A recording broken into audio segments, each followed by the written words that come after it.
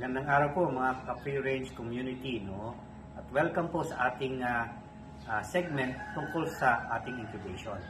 Ang incubator po ay isang bagay na kailangan magandang kalidad. Dahil pagkatapos nyo pong paghirapan yung inyong breeding and production at ilalagay natin siya sa hindi maayos na incubator, magkaka-problem po kayo later on.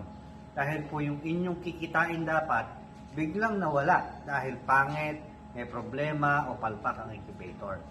Makikita nyo rito yung aming 2,000 capacity incubators. No? Ito po ay 2,000 capacity. Ito po ay isang setter. No? Ano po yung setter? Dito lang po yung mga itlog ay nilalagay mula day 1 hanggang 19 days para po siya ay nagtitilt. No?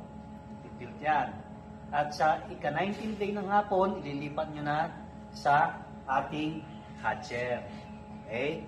Makikita natin ang pagkakaiba ng mga yan. Sandali lang po. No?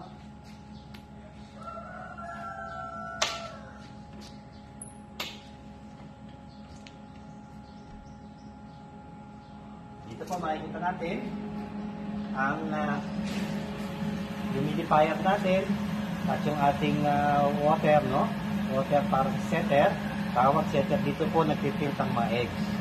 Insulated, magandang quality. Importante po good quality incubator. Huwag po kayong magtitipid. Kung maganda po ang inyong genetics, kailangan maganda rin ang inyong incubator. Meron po tayong mga sensors, no? Humidifying sensor, humidity sensor, meron din po tayong temperature sensor. No? Ayan.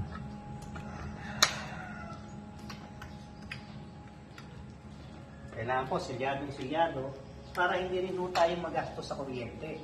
Dahil pagka ang ating setter or ang ating incubator mismo ay masingaw, paandar po tayo ng paandar ng heater niyan.